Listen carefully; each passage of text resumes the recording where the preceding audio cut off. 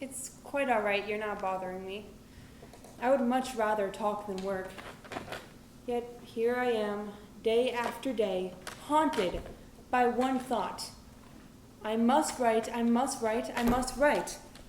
I have no choice. I am a writer. While I'm writing, I enjoy it, and I like reading the proofs. But as soon as it appears on print, I can't bear it. I see it's all wrong, a mistake, that I ought to never have been written. And I am miserable. You know, it's funny, but before you came in, I was thinking to myself, perhaps I should give it up one day. What would I do instead? Well, I've never freely admitted this before, but to you here in the theater tonight, I would like to tell you what I would most like to do with my life.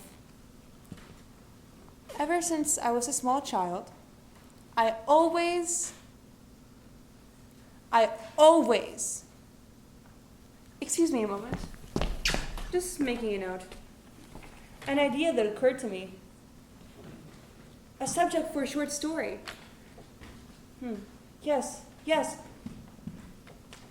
What was it we were talking about? No matter. My thoughts are consumed by this new story. See if this appeals to you. It starts in a theater.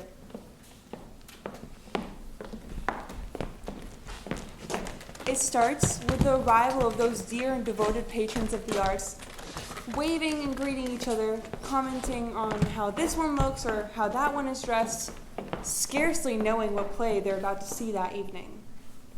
With the exception of one man, Ivan Ilyich Sherdyakov.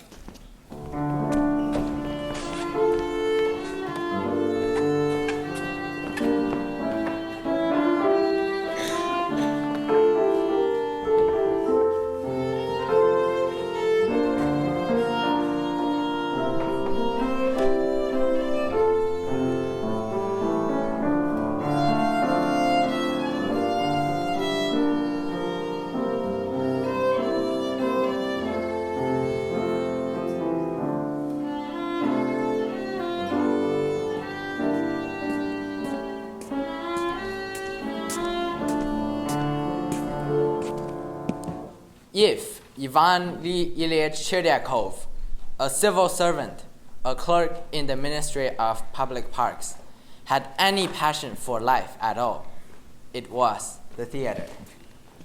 He certainly had hopes and ambitions for higher office and had dedicated his life to hard work, zeal, and patience. So he purchased 2 tickets at the very best section of the opening performance of Rostov's The Bearded Countess. As fortune would have it, into the theater came his respected superior, General Mikhail Brasilov, the Minister of Public Parks himself.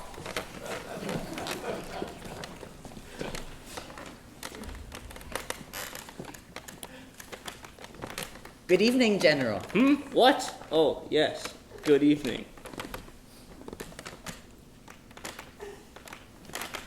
Permit me, sir. I am Cherdyakov, Ivan Ilyich. This is a great honor for me. Yes.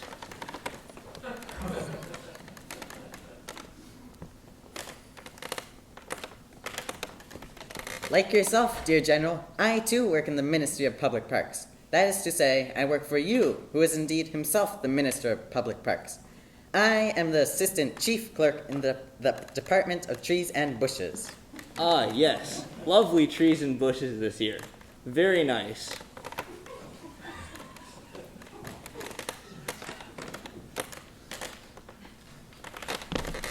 My wife would like to say hello. This is she, my wife, Madame Cherdyakov.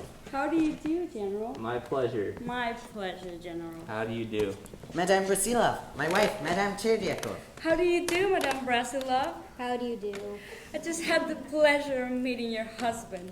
And I am my wife's husband. How do you do, Madame Brusilov? Sorry, terribly sorry.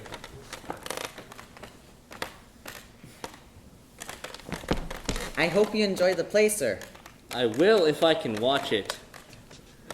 Feeling quite pleased with himself for having made the most of this golden opportunity, Ivan Ilyich Cherdyakov sat back to enjoy the bearded countess. And suddenly, without any warning, Ivan Ilyich Cherdyakov reared his head back and Achoo! Oh, my goodness. I'm so terribly sorry. I'm so sorry. It's all right. All right? It certainly is not all right. It was monstrous of me. You make too much of the matter. Let it rest. How can I let it rest? Permit me to wipe your neck. It's the least I can do. Leave it be. It's all right, I say. But I splattered you. It was an accident, I assure you, but it's disgusting. My apologies. The thing is, it came completely without warning. It was out of my nostril before I could stifle it. Yes, certainly. I'm sorry.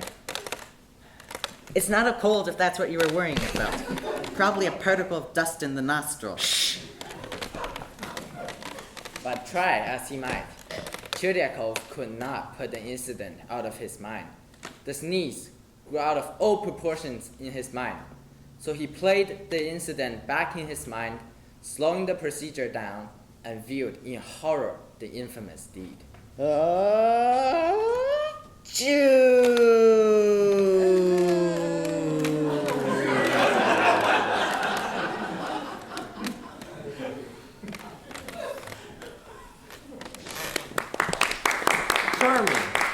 Yes, charming. Absolutely charming. Wasn't it charming, my dear? I found it utterly charming.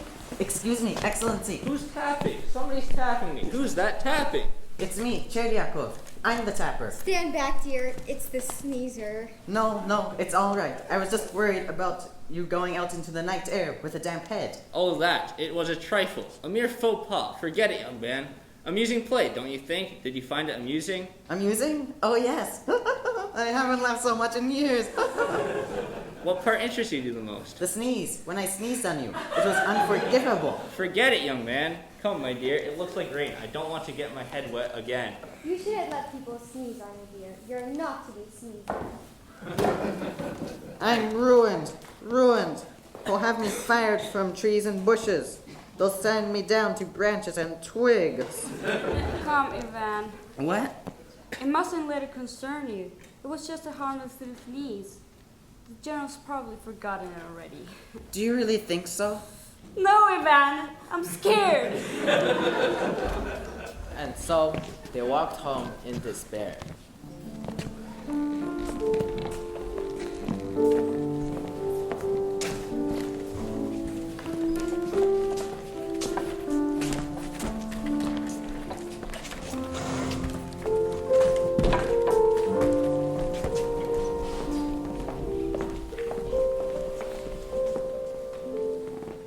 Perhaps if I were to send him a nice gift.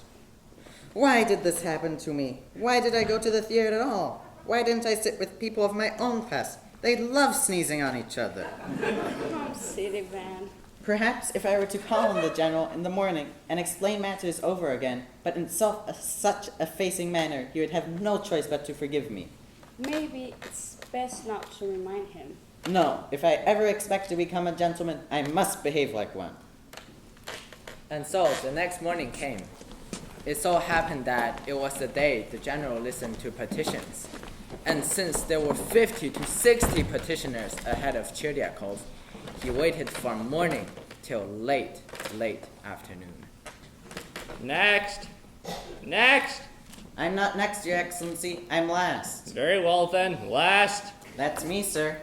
Well, what is your petition? I have no petition. I am not a petitioner. Then you waste my time. Do you not recognize me? We met last night under rather explosive circumstances. I am the splatterer. The what? The sneezer. The one who sneezed. the sneezing splatterer. Oh, and what is it you want now? A Gesundheit? No, Your Excellency, your forgiveness. I just wanted to point out there is no political or antisocial motivation behind my sneeze. Punish that which committed the crime, but absolve the innocent body behind it. Exile my nose, Your Excellency, but forgive me. Forgive me. My dear young man, I'm not angry with your nose. I'm much too busy to have time for your nasal problems. I suggest you go home and take a hot bath or a cold one. Take something. But don't bother me with this silly business again. Gibber, gibber, gibber. That's all I've heard all day. Gibber, gibber, gibber, gibber. Thank you. God bless you and your wife and your household. May your days be sweet and may your nights be better than your days. May the birds sing in your window and may your coffee be strong and hot. I worship the chair that you sit on and the uniform that sits on the chair that I worship. He walked home, singing and whistling like a lark. Life was surely a marvel, a joy, a heavenly paradise. Oh God, I am happy. And yet, And yet, when he arrived home, he began to think. have I been the butt of a cruel and thoughtless joke? Had the general toyed with him? If he had no intention of punishing me, why did he torment me so unmercifully? Cherdyakov was furious. I am furious. He foamed and fumed and paced over the night. And when the morning came, he called out to his wife, Sonia! Sonia! I have been humiliated. You, Ivan, who would humiliate you? You're such a kind and generous person. Who? I'll tell you who. The general, the minister of public parks. What did he do? The swine. His cunning is only equal to his cruelty. He practically forced me to come to his office and beg and grovel on my hands and knees. I was reduced to a gibbering idiot. That reduced? I must go back to him and tell him what I think of him. The lower classes must speak up. The world must be made free so that all people of all nations and creed, regardless of religion or color, will feel free to sneeze on their superiors. It is he who will be humiliated by I. And so, the next morning, Cherdyakov came to humiliate he. Last. Well? Well, do you not recognize me? Yes, you're quite correct. It is I once again. It is you once again who? Cherdyakov, I have come back taken neither a hot bath nor a cold one. Who let this filthy man into my office? What is it? What is it? What is it, you ask? You sit there in your lofty position as General and Minister of Public Parks and ask me, a lowly civil servant, what is it?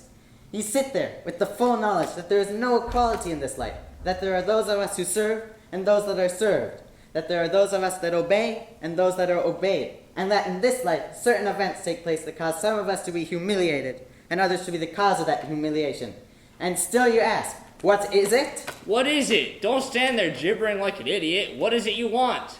I'll tell you what I want. I just wanted to apologize again for sneezing on you. I'm not sure I made it clear. It was an accident, I assure you, an accident. Out! Out, you idiot! Fool! Imbecile! Get out of my sight! I never want to see you again. If you ever cross my line of vision, I'll have you exiled forever. What's your name? Cherdyakov! You germ spreader! You maggot! You insect! You are lower than an insect! You are the second cousin of a cockroach! The son-in-law of a bedbug! You are the nephew of a ringworm! You are nothing! Nothing! Do you hear me? Nothing! At that moment, something broke loose inside of Cherdyakov.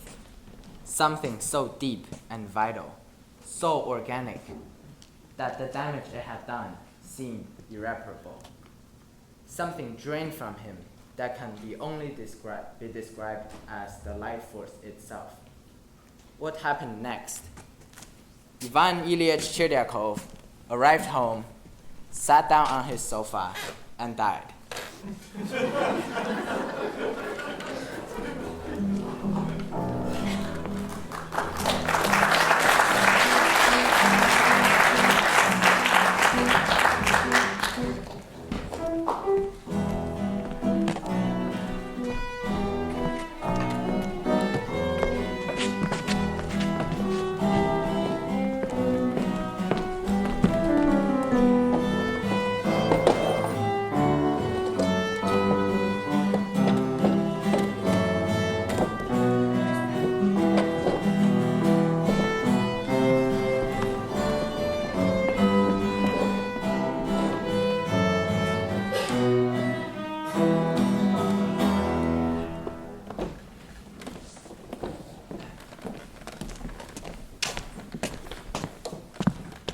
Wait! For those who are offended by life's cruelty, there's an alternate ending. If an Ilya Cheryakov went home, took off his coat, sat down on the sofa, and inherited 5 million rubles. There's not much point to it, but it is uplifting. I assure you it is not my intention to paint life any harsher than it is. But some of us are indeed trapped. Predicament of a young governess who cares for and educates the children of a well-to-do family. Julia! Julia! Yes, madame? Look at me, child. Pick your head up. I like to see your eyes when I speak to you. Yes, madame. And how are the children coming along with their French lessons? They're very bright children, madame. Eyes up! Why'd you say? Well, why not? And mathematics? They're doing well in mathematics, I assume. Yes, madame, especially Vanya. Certainly, I knew it. I excelled in mathematics. He gets that from his mother, wouldn't you say? Yes, madame. Head up. That's it. Don't be afraid to look people in the eyes, my dear. If you think of yourself as inferior, that's exactly how people will treat you. Yes, ma'am. A quiet girl, aren't you? Now then, let's settle our accounts. I imagine you must need money, although you never asked me for it yourself. Let's see now. We agreed on 30 rubles a month, did we not? 40, ma'am. No. 30. I made a note of it. I always pay my governesses 30. Who told you 40? You did, ma'am. I spoke to no one else concerning money. Impossible! Maybe you thought you heard 40 when I said 30. If you kept your head up, that would never happen. Look at me again, and I'll say it clearly.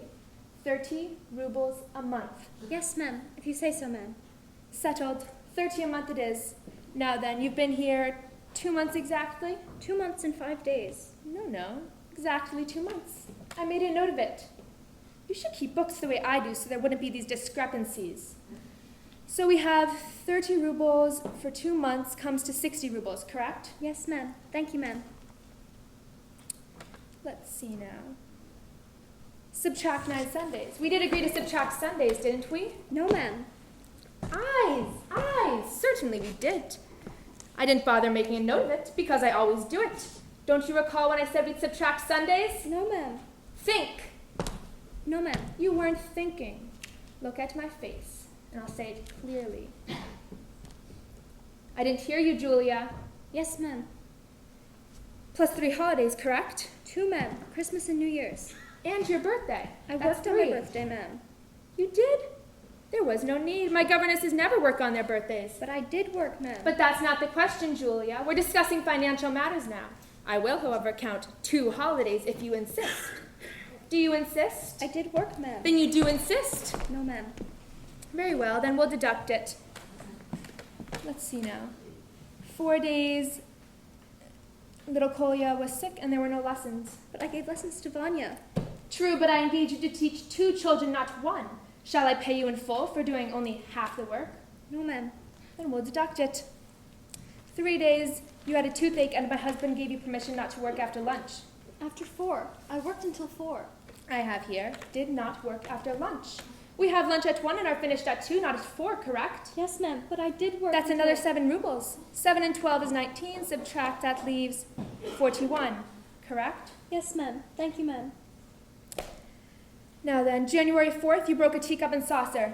Just the saucer, ma'am. What good is a teacup without a saucer, eh? That's 2 rubles. It was an heirloom, it cost much more, but let it go, I'm used to taking losses. Thank you, ma'am. January 4th, Vanya climbed a tree and tore his jacket. I forbid him to do so, ma'am. But he didn't listen, did he? January 9th, Vanya's shoes were stolen. By the maid, ma'am. You discharged her yourself. But you get paid good money to watch over everything. We discussed that in our first meeting. Perhaps you weren't listening.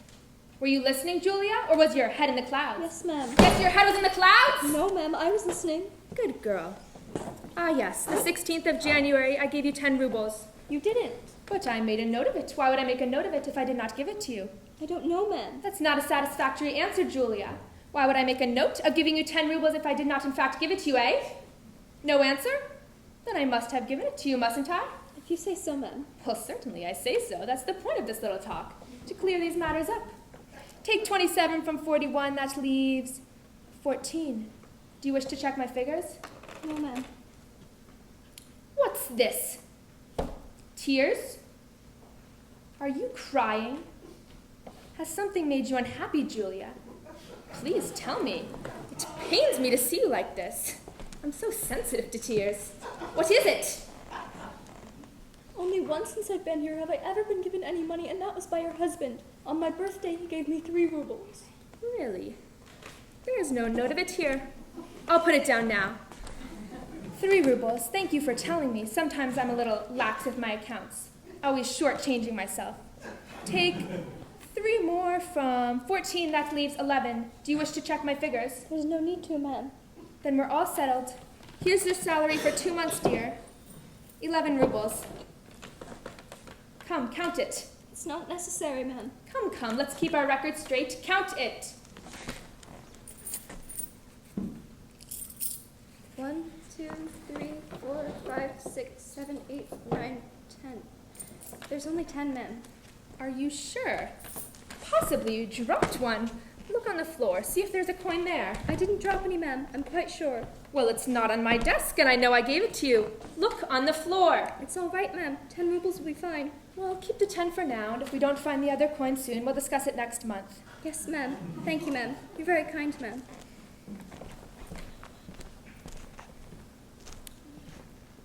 Julia, come back here.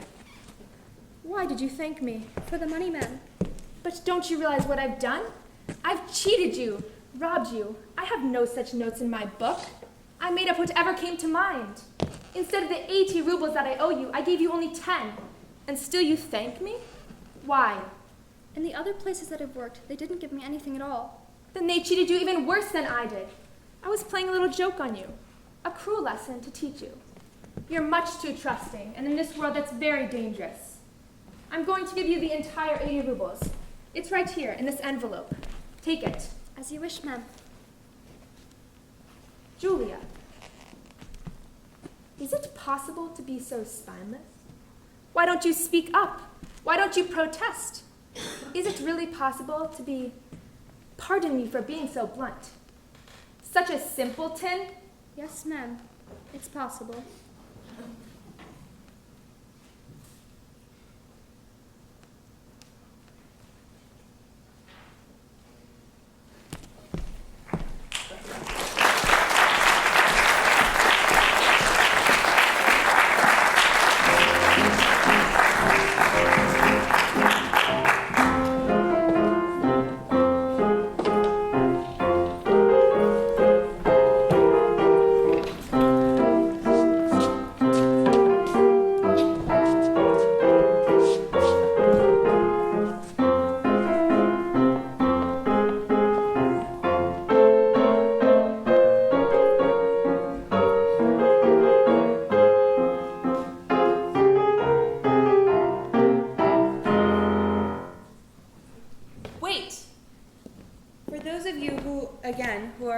By life's cruelty, there's an alternate ending.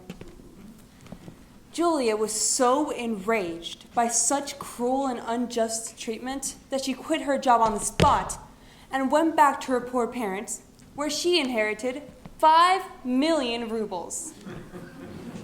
It is my intention one day to write a book of 37 short stories, all with that same ending. You know, it has been said that man is the only living creature capable of laughter, and that is what separates us from all the lower forms of life. But one must wonder about this theory when we examine some of the objects of our laughter. For example, pain. Pain, needless to say, is no laughing matter. Unless, of course, it's someone else doing the suffering. Why the sight of a man in the throes of excruciating agony from an abscessed tooth that has enlarged his jaw to the size of an orange is funny? I couldn't say. It's not funny. Not in the least. But in the village of Astemko, a man with a toothache, Sergei von Wiklesov, saw nothing humorous about it. The good doctor, who was usually in charge of the extractions of angry teeth, was away at his daughter's wedding, and the duty fell on his new assistant, Coriatin, an eager but inexperienced medical student.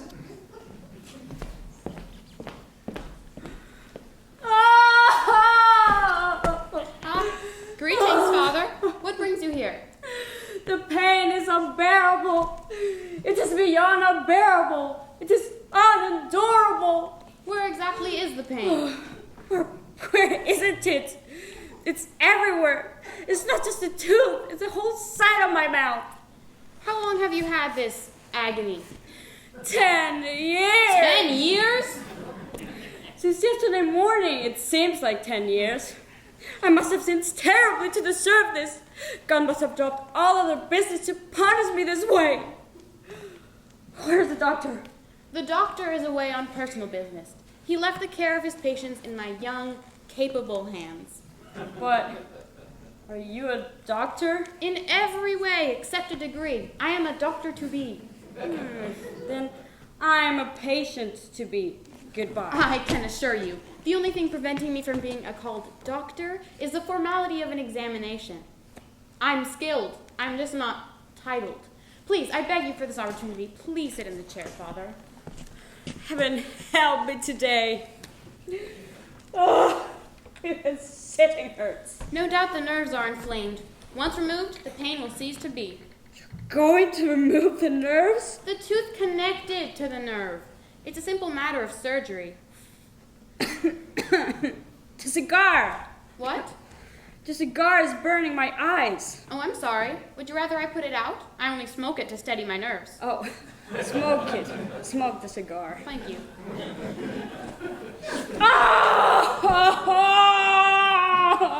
There.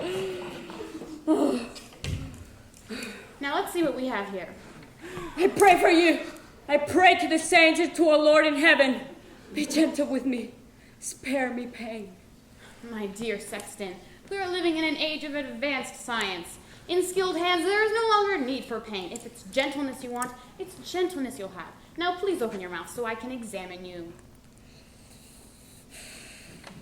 Open your mouth, come, please.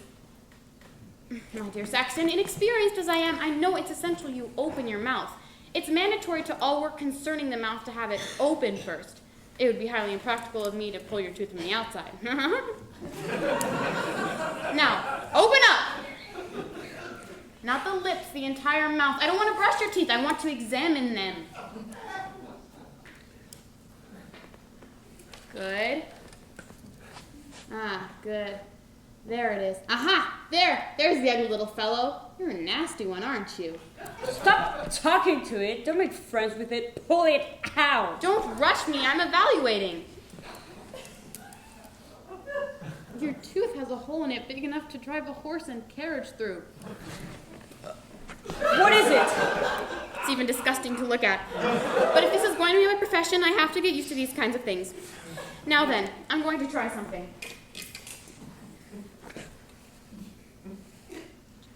Be gentle.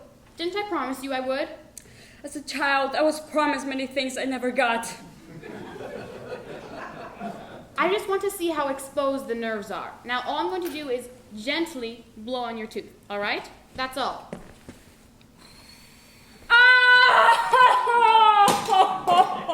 I have some information for you. The nerve is exposed. Is that how far science has advanced? Blowing on teeth? It's still inconclusive. More work must be done in this field. So much depends on the temperature of the doctor's breath.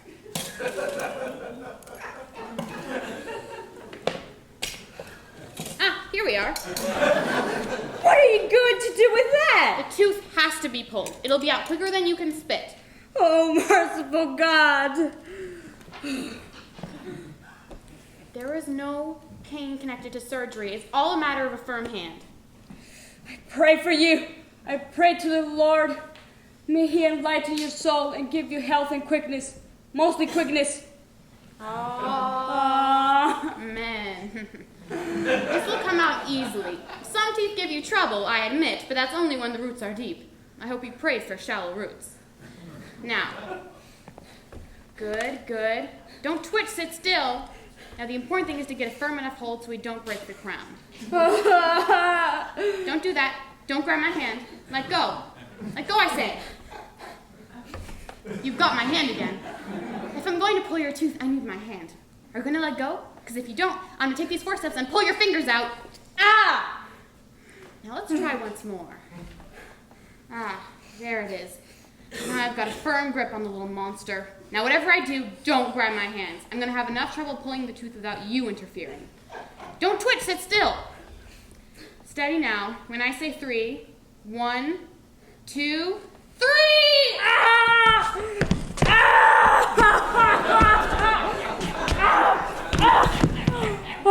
Got it! I got it! I pulled it out! My first tooth! Oh, you pulled it all right!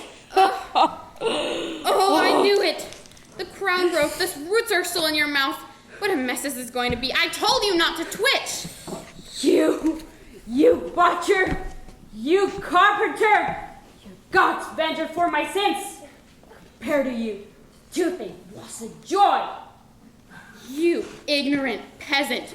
The only thing harder than the roots in your tooth are the brains in your head. Now get back in the chair. We have unfinished business. Keep away from me, you sorcerer! If you put your fingers in my mouth, it will be the first solid food I eat this week! You're not leaving here until those roots come out. It's a question of professional pride!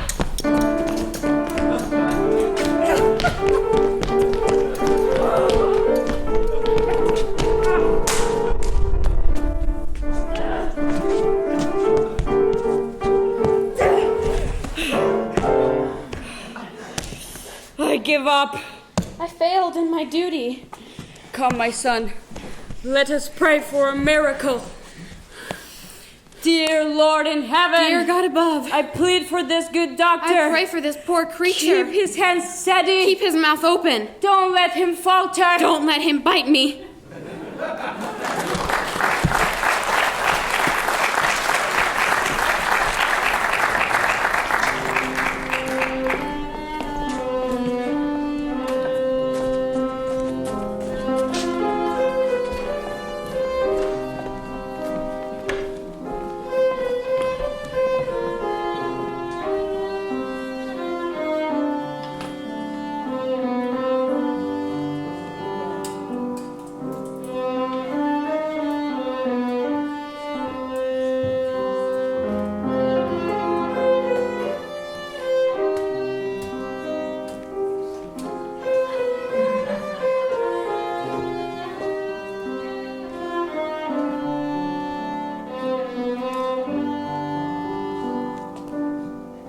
Good afternoon, madame. Good afternoon. Ah, fine weather. Fine weather indeed, wouldn't you say, madame? I hadn't noticed really. Yes, I suppose it's a lovely day.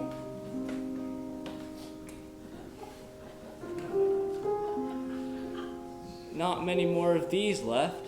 Winter's just beyond that tree there. The winters seem to be getting longer lately. Have you noticed that? They come sooner and stay longer. I've noticed it, madame. Only in these last few years have I noticed it. A kind and gentle-looking person who's seen his share of life. A kind and gentle-looking person, and he's never with a wife. If this kind, gentle-looking gentleman speaks once again to me, should this shy, nervous widow lady go out with him for tea? A fine figure of a lady with quality and tone. A fine figure of a lady, and she always sits alone.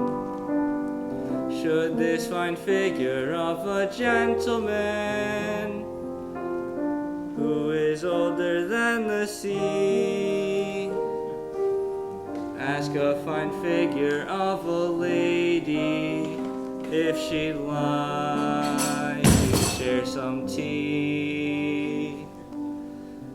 I was wondering, Madame, Yes. I was wondering, do you have the time of day? I don't carry a timepiece. Ah, no matter. It wasn't urgent. My business can wait. Yes, it can wait. Should this old weather-beaten gentleman take one more chance at life? She reminds me of that lady that I lovingly called wife. I had my tender-hearted gentleman. Can I go through all that again? All the pain and joy and sorrow that you get from loving men. Is it too late? Too late for happiness, too late for faith, too late for earth, for love. There aren't any springs left for people who spend their nights waiting for the day for someone to share their delights. Long since passed away. Too late for happiness, too soon for fall. Too late for anything at all. Seems to be clouding up a bit. Yes, I'm beginning to feel a chill in the air. Oh, would you like my scarf for your neck? Thank you, no. It's getting late. I should be getting home. Yes, I was thinking the same thing. The same thing, unless Yes? you would care to join me for tea. A cup of hot tea might be just the right thing. Yes, a cup of tea. Tea, you say? I would love to. You would? Yes, but not today. Perhaps tomorrow? Yes, of course. Perhaps tomorrow. Good. There's always tomorrow. Good day, sir. Good day, Madame. Yes, there's still time for happiness, time to be gay. Still time to answer yes, but just not today.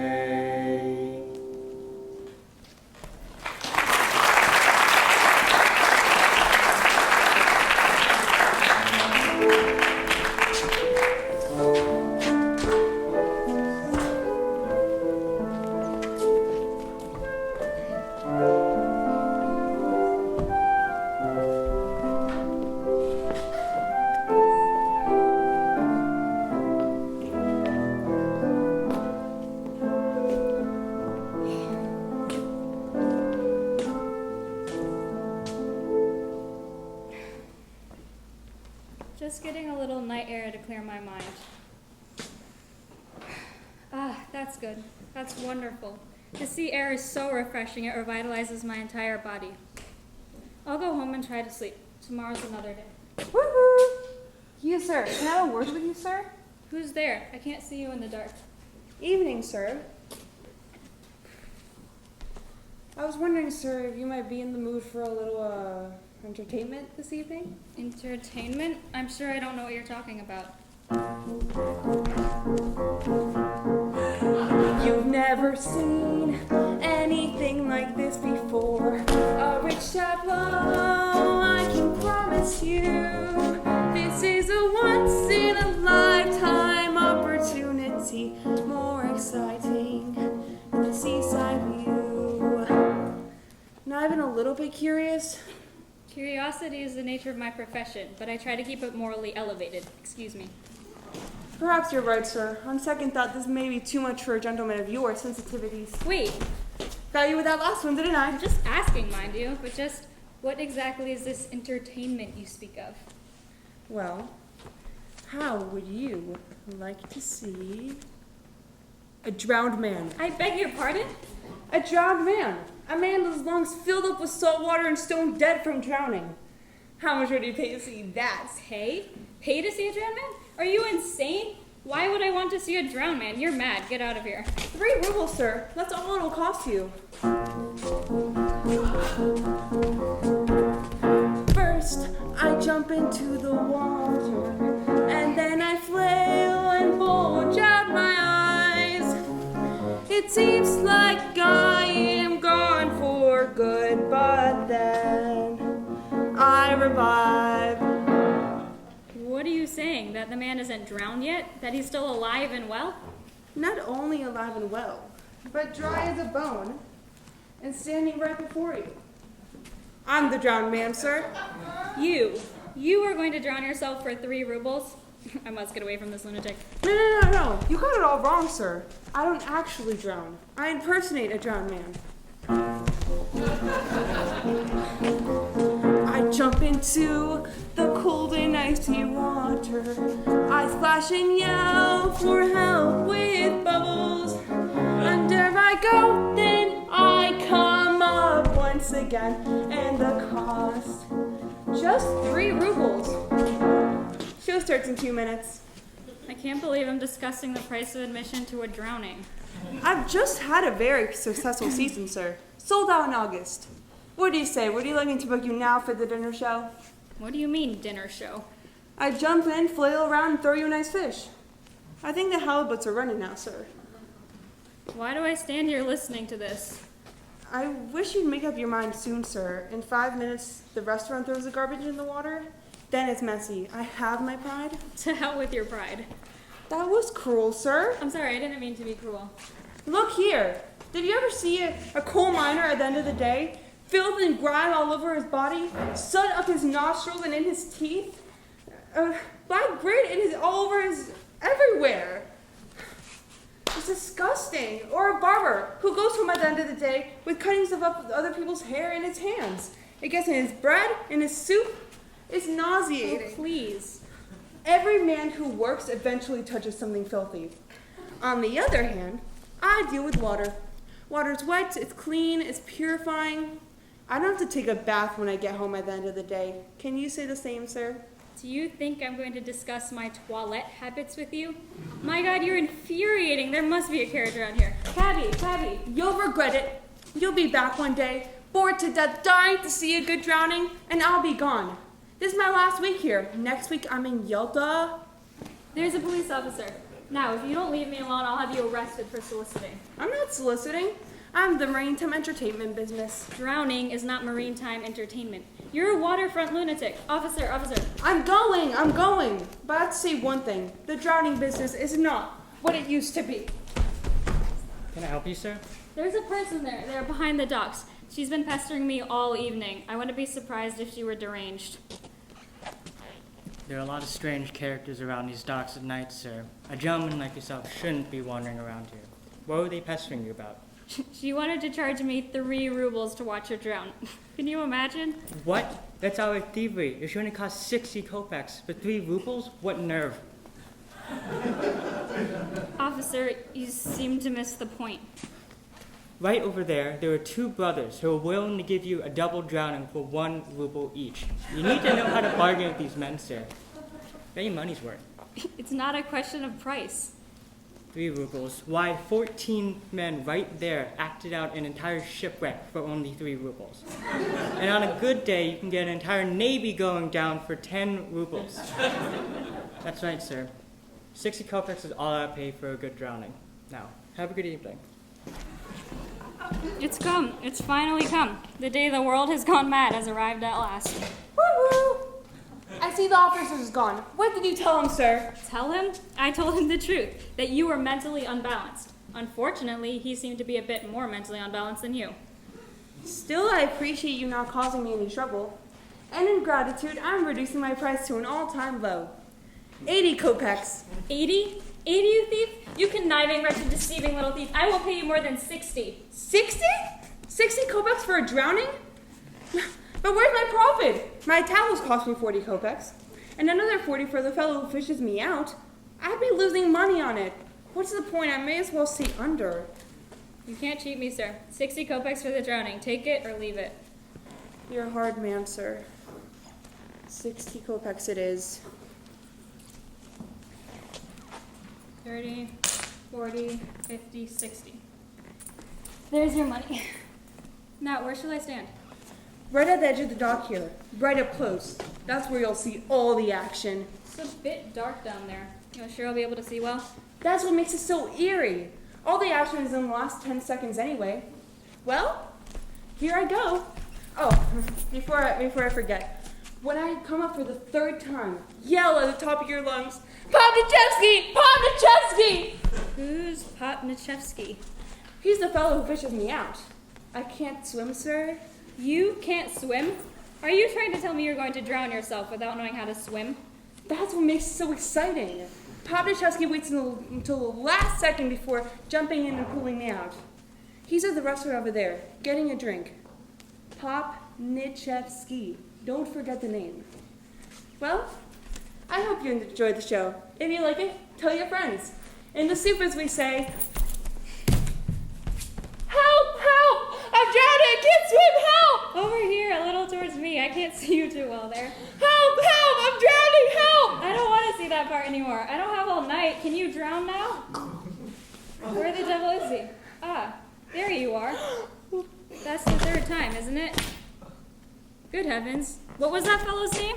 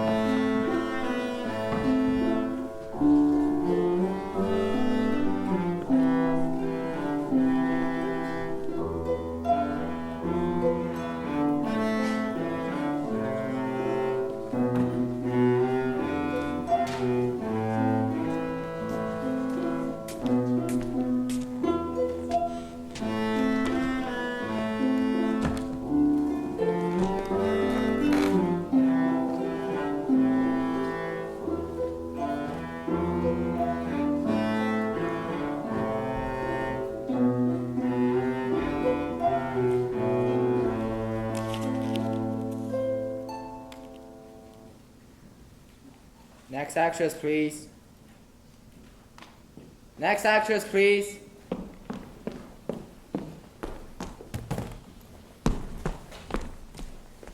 Name. Huh? What? Your name. Oh, Nina. Nina. Is that it? Just Nina? Yes, sir. No, sir. Nina Mikhailovna Zarikhnaya. Age. My age? Yeah, yes, please. That means how old are you? How old are you looking for? Couldn't you answer the question simply, please? Yes, but I just wanted you to know I can be any age you want. 16, 30. In school, I played a 78-year-old woman with rheumatism. Everyone said it was very believable. A 79-year-old rheumatic woman told me so herself. Yes, but I'm not looking for a 78-year-old rheumatic woman. I'm looking for a 22-year-old girl. Now, how old are you? 22, sir. Really? I would have guessed 27 or 28. I have a bad head cold, sir. It makes me look older. Last year, when I had influenza, the doctor thought I was 39. Do you have a temperature? Yes, sir. 103. Good God! What are you doing here in the dead of winter with 103 temperature? Go home, child. Go to bed. You can come back some other time. Oh, no, please, sir. I waited 6 months to get this audition, not counting the 3 months I had to wait to get on that 6-month waiting list. If they put me on the end of that list again, I'll have to wait another 6 months, and by then, I'll be 23. and it'll be too late to be 22. Please let me read, sir. I'm really feeling much better. I can see you have your heart set on being an actress. My heart, my soul, my very breath, the bones in my body, the blood in my veins. Yes, we've had enough of your medical history. Now, what practical experience do you have? As what? Well, for example, the thing we're discussing, acting.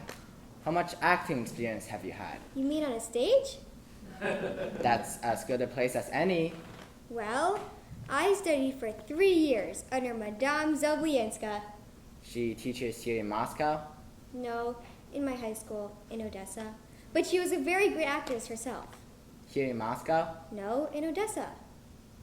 Then you are, strictly speaking, an amateur.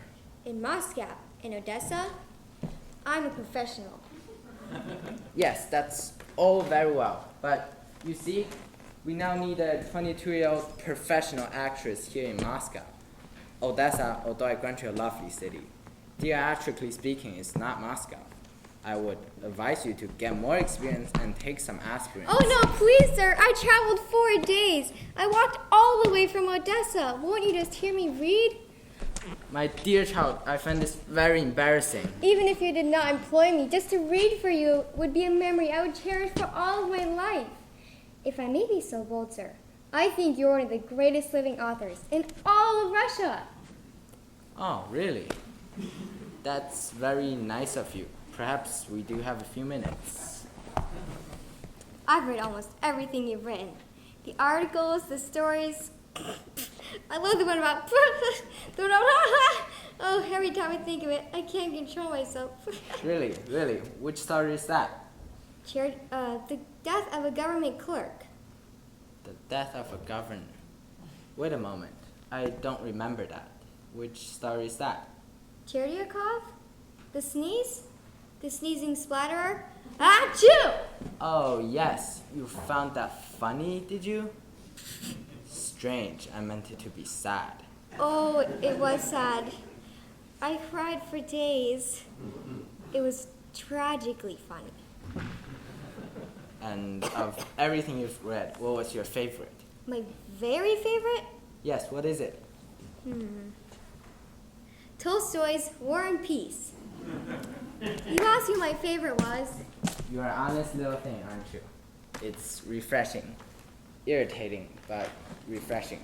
Very well. What are you going to read for me today? I should like to read from The Three Sisters. Indeed. Which sister?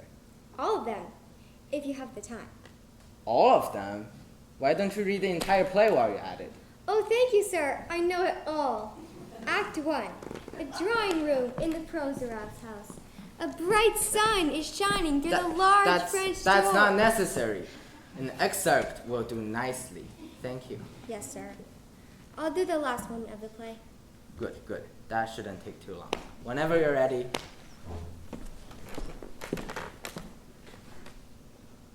Oh, sir, could you please say, Tarara Boomdier, sit on the curb I may? Certainly not. Why would I say such an idiotic thing? I don't know, sir. You wrote it.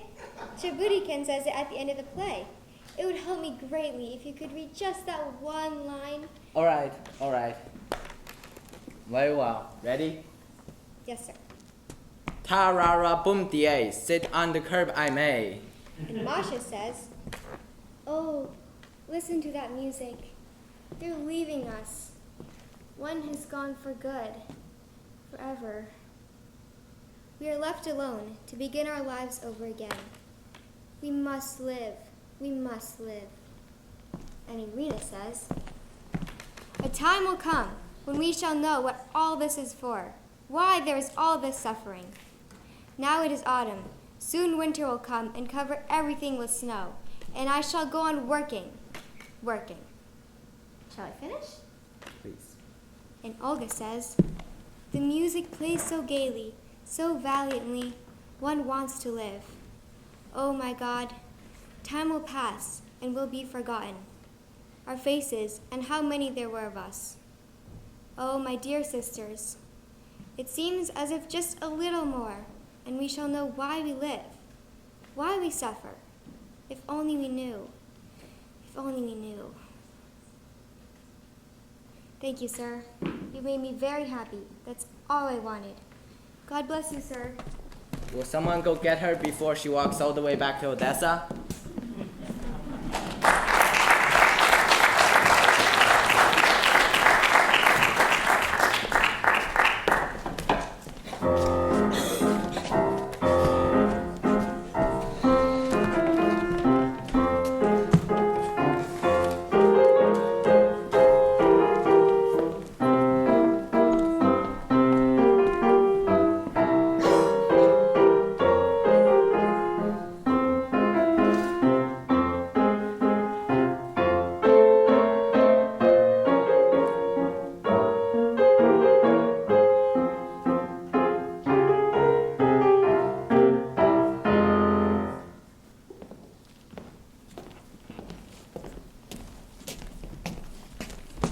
Good morning, Mr. Kistunov.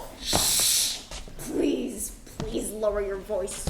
I'm sorry, sir. It's just that my gout is acting up again and my nerves are like little firecrackers. The least little friction can send them off. That must be very painful, sir. Combing my hair this morning was agony. Mr. Kistunov, What is it, Pochotkin? there's a woman who insists on seeing you. We can't make head or tail out of her story, but she insists on seeing the directing manager. Perhaps if you're not well. No. The business of the bank comes before my minor physical ailments. Show her in, please. Quietly.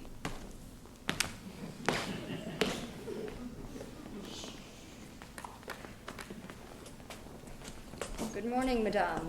Forgive me for not standing, but I'm somewhat incapacitated. Please sit down. Thank you. Now, what can I do for you? You can help me, sir. I pray to God you can help. No one else in this world seems to care. Calm yourself, madame. I beg of you. Please calm yourself. I'm sorry. I'm sure we can sort it all out if we approach the problem sensibly and quietly. Now, what exactly is the trouble? Well, sir, it's my husband, Collegiate Assessor Shukin. He's been sick for 5 months. 5 agonizing months. I know the horrors of illness and can sympathize with you, madame. What's the nature of his illness? It's a nervous disorder. Everything grates on his nerves. If you so much as touch him, he'll scream out, "Ah!" How or why he got it, nobody knows. I have an inkling. Please go on, a little less descriptively if possible. Well, sir, while the poor man was You're lying not going to scream again, are you? Not that I don't have cause. While he was lying in bed these past 5 months, recuperating, he was dismissed from his job for no reason at all. That's a pity, certainly, but I don't quite see the connection with our bank, madame. You don't know how I suffered during his illness. I nursed him from morning till night, doctored him from night till morning, besides cleaning my house, taking care of my children, feeding our dog or cat or goat, my sister's bird who was sick. The bird was sick? My sister!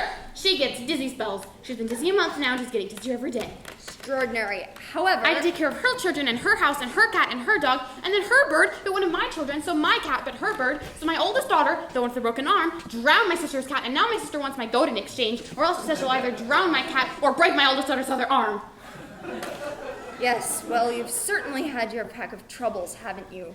But I don't quite see... And then, when I went to go get my husband's pay, they deducted 24 rubles and 36 kopecks. For what, I asked? Because, they said, he had borrowed it from the employees' fund. But that's impossible! He could never borrow without my approval. I'd break his arm. Not while he was sick, of course. I don't have the strength. I'm not well myself, sir. I have this racking cough that's a terrible thing to hear. I can well understand why it took your husband 5 months to recuperate. But what is it you want from me, madame? What rightfully belongs to my husband is 24 rubles and 36 kopecks. They won't give it to me because I'm a woman, weak and defenseless. Some of them have laughed in my face, sir. Laughed! Ha, ha, ha! Where's the humor, I wonder, in a poor, defenseless creature like myself? None.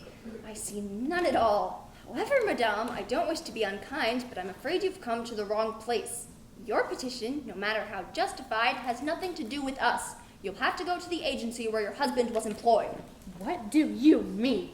I've been to 5 different agencies and none of them will even listen to my petition. I'm about to lose my mind. The hair is falling out of my head. Look at my hair. By the fistful. Don't tell me to go to another agency! Please, madame, keep your hair in its proper place.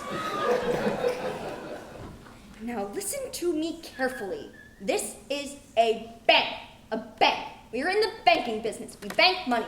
Funds that are brought here are banked by us. Do you understand what I'm saying? What are you saying? I'm saying that I can't help you. Are you saying you can't help me? I'm trying. I don't think I'm making headway. Are you saying you can't believe my husband is sick? Here. Here is a doctor's certificate. Read it and see if my husband is sick or not. Do you still doubt that he's suffering from a nervous disorder? Not only do I not doubt it, I would swear to it. Look at it! You didn't look at it! It's really not necessary, madame. I know full well how your husband must be suffering. What's the point in a doctor's certificate if you don't look at it? Look at it! Oh, yes. I see your husband is sick. Well, you certainly have a good case, madame, but I'm afraid you've still come to the wrong place. You lied to me. I took you as a man of your word, and you lied to me. I lie when? When you said you'd read the certificate, you couldn't have. You couldn't have read the description of my husband's illness without seeing that he was fired unjustly. Do me the simple courtesy of reading the certificate. Read it and then I'll go. That's all I ask. But I read it. What's the point in reading something twice when I've already read it once? You didn't read it carefully. I read it in detail. Then you read it too fast. Let it sink in this time. I don't have to read it slower. I'm a fast reader. Then you didn't absorb it. Really take it in. I absorbed it. It sank in. I could pass a test on what's written here, but it doesn't make any difference because you've still come to the wrong place. Did you read the part where it says my husband is suffering from a nervous disorder? Read that again and see if I'm wrong. That part? Oh, yes. I see your husband has a nervous disorder. My, how terrible. Only I can't help you. Now please go. I'm so sorry, Excellency. I hope I haven't caused you any pain. Please don't kiss my foot. Can't you get this into your balding head? If you would just realize that to come to us with this sort of a claim, it's as strange as you're trying to get a haircut in a butcher shop. You can't get a haircut in a butcher shop. Who would go to a butcher shop for a haircut? Are you laughing at me? Laughing? I'm lucky I'm breathing. Pochotkin! Did I tell you I'm fasting? I haven't eaten in 3 days. I want to, but nothing stays down. I had the same cup of coffee 3 times this morning. Pochotkin! I'm skin and bones. I faint at the least provocation. Watch. Did you see? You saw how I just fainted? 8 times a day that happens? What is it, Mr. Kistino? What's wrong? Get her out of here! Who let her in my office? You did, sir. I asked you and you said show her in. I thought you meant a human being, not a lunatic with a doctor's certificate. He wouldn't even read it. I gave it to him, he shoved it back in my face. You look like a kind man. Take pity on me. Read the certificate and see if my husband is sick or not. I read it, madame. Twice. Me too. I had to read it twice too. You showed it to me outside. You showed it to everyone. We all read it, even the doorman. You just looked at it. You didn't read it. Don't argue. Read it, Pochotkin. For God's sake, read it so we can get her out of here. Oh, yes. It says your husband is sick. Now, will you please leave, madame? Or I will have to get someone to remove her. Yes, good. Remove her. Get the doorman and 2 of the guards. Be careful. She's strong as an ox. If you so much as touch me, I'll scream so loud they'll hear it all over the city. You will lose all your depositors. No one will come to a bank where they be weak, defenseless women. I think I'm going to faint again. Weak? Defenseless? You are as defenseless as a charging rhinoceros. You are a plague, madame. A plague that wipes out all that crosses your path. You are a raging river that washes villages and bridges and stately homes over mountains. It is women like you who drive men like me to conditions of husbands like yours. Are you saying you're not going to help me? Hit her, Pochotkin! Strike her! I give you permission to knock her down. Beat some sense into her. You hear? He would have you hit an orphaned mother. Did you hear me cough? Listen to this cough. Madame, if we can discuss this in my office. Get your hands off of me! Help! Help! They're beating me! Oh, merciful God! They're beating me! I'm not beating you. I just held your arm. Beat her, you fool! Kick her while you got the chance. We'll never get out of here. Never!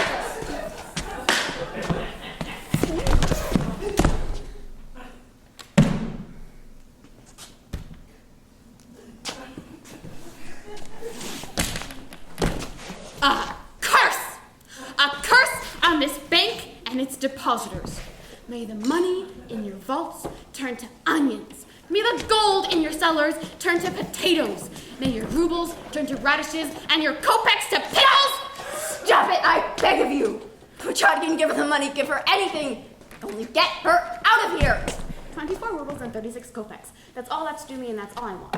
Come with me, I will get you your money. And another ruble to get me home. I'd walk, but I have very weak ankles. Give her enough for a taxi. Anything, only get her out. God bless you, sir. You're a kind man. I remove the curse. Curse be gone. Onions to money, potatoes Remove to her! God, my hair is falling out. Oh, and there's one other thing, sir. I'll need you to write a letter of recommendation so my husband can find another job. Don't trouble yourself about it today. I'll be back in the morning. She's coming back. She's coming back.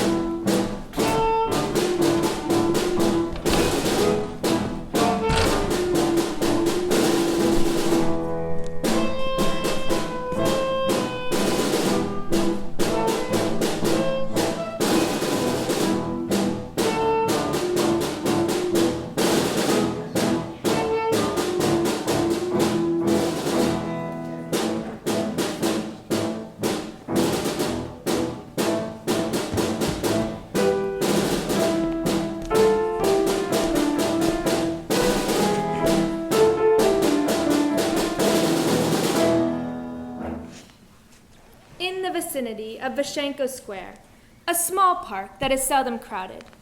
Here and there, young lovers strolling. A mother teaching her child to take its first brave steps. A dog owner throwing a stick for his faithful friend to fetch. A young girl crying out, "Fresh flowers for sale," which is only partly true. They are for sale, but they are not terribly fresh.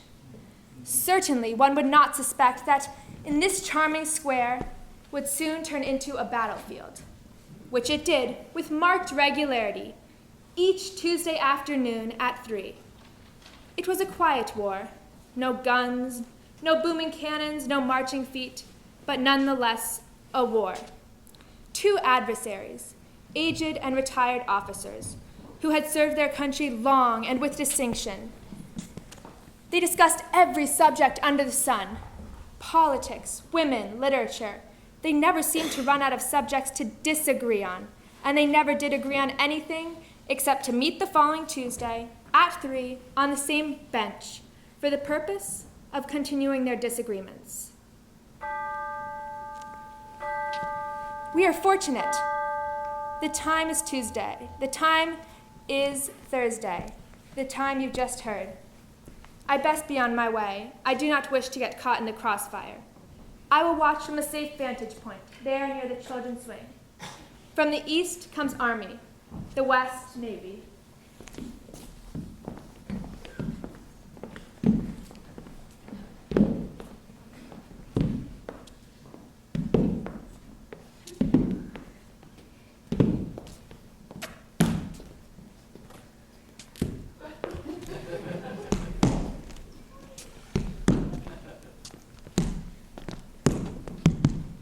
Cool weather we're having today.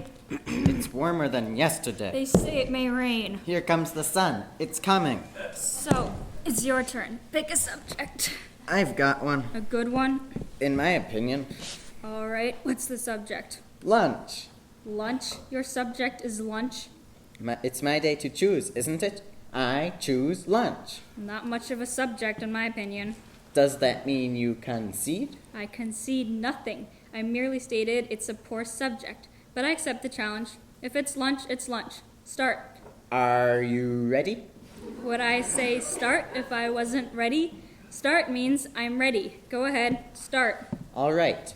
Appetizers. Appetizers, right? To start off a good meal, the best appetizer is herring. Wrong. Wrong? Herring is not the best appetizer? It's good. I didn't say it wasn't good, but not as good as caviar. You're wrong. Caviar is too rich for an appetizer. It should be reserved for special occasions, with a little champagne. A snack, yes. An appetizer, never. Are you telling me that fresh caviar, lemon juice, finely chopped eggs, raw onions, garnished with parsley and served on lightly salted wafer-thin biscuits is not a good appetizer? Do you want to compare it to herring in white cream sauce, marinated onions, 2 large black olives sitting on either end of the plate, sprinkled with dill, and the end piece of a fresh baked brown bread to soak up the drippings of the herring, the olives, and the dill into one final succulent mouthful? Heh? You argue well. I concede the appetizer. Thank you. Let's move on to soups. I don't think we'll have any argument there. Borscht. Borscht? For soup you pick borscht? Out of all the soups in God's creations, you pick an ordinary dish of borscht? Not in a dish, in a bowl. And there's nothing ordinary about piping hot borscht, prepared with sweet sugar beets, Ukrainian style, with ham and country sausages, and topped with a thick white sour cream. Are you prepared to challenge a soup like that? I would sooner have cabbage soup, steaming from the pot, with thick chunks of boiled potato. And sooner than cabbage soup, I would take a full-bodied vegetable soup, with carrots, with fresh asparagus, with cauliflower stalks, and ripe tomatoes. And sooner than vegetable soup, I would take a fish soup, with tripe, and giblets, and young kidneys floating on the top, so thick you would have to push your way into the soup. Wait a minute. I'm not talking about your run-of-the-mill, ordinary, everyday served at a restaurant borscht. I'm talking about peasant borscht, the kind you eat with a pound of hot cornbread in your left hand, and in your right hand a thick, heavy wooden spoon.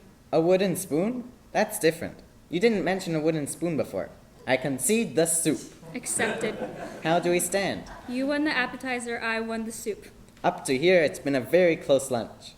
The next course is roast. For roast, I contend there's nothing better than boiled beef, served with white hot horseradish, peas, beans, white bread, and cold spring wine.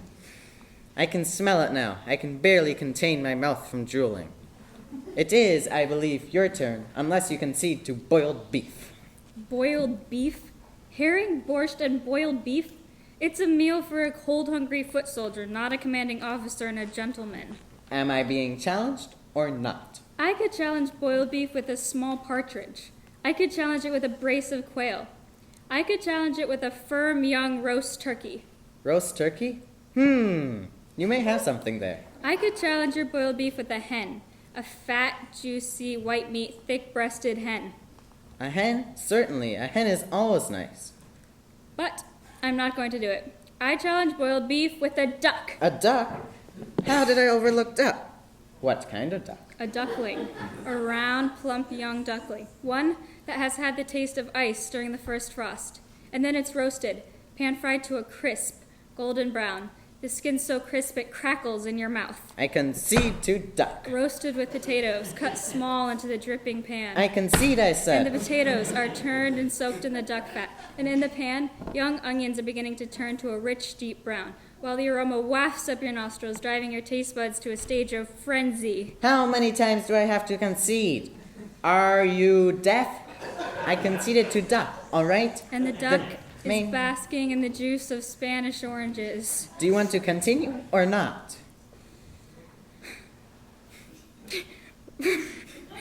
Line. Try it sometime, and butter and oil. Do you want to... Just go. Line.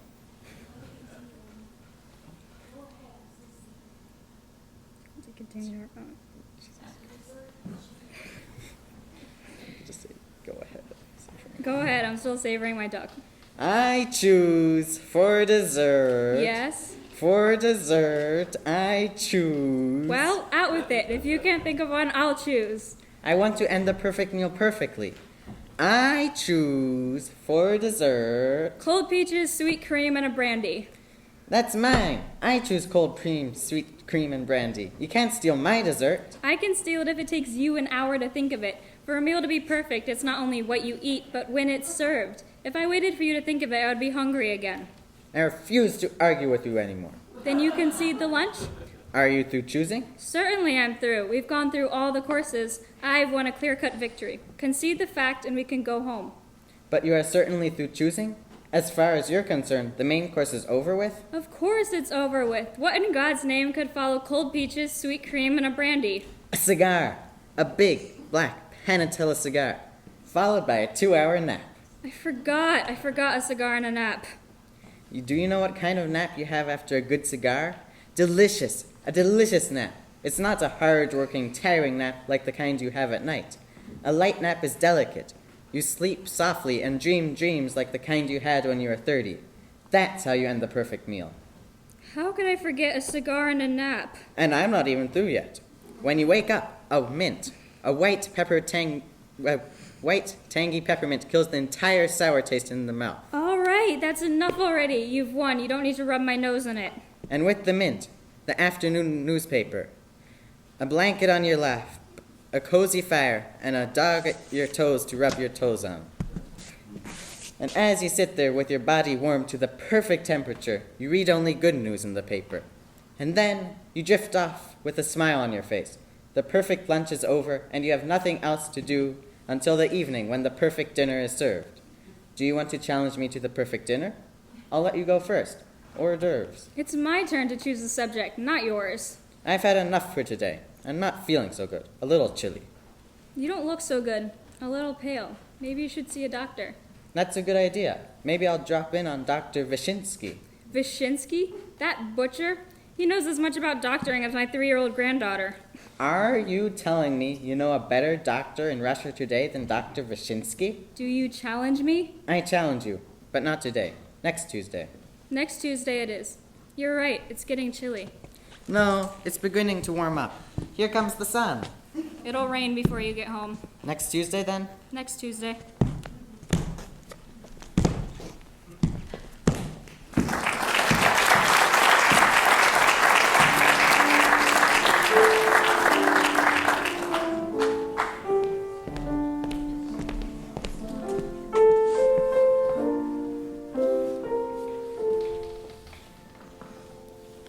Well, I've had a wonderful time writing today. But before I go, what was it we were talking about? Early on, before the story of Sherdyakov. Yes. I was about to tell you what it was as a child I most wanted to do with my life. Well then. Funny, for the life of me, I can't remember. But as I stand here with a feeling of peace and contentment, I suspect I must be doing it. Well, I hope you've enjoyed the show. Thank you for dropping by. Good night. Wait. There's an alternate ending. If you ever pass this way again, I hope you inherit 5 million rubles. Good night.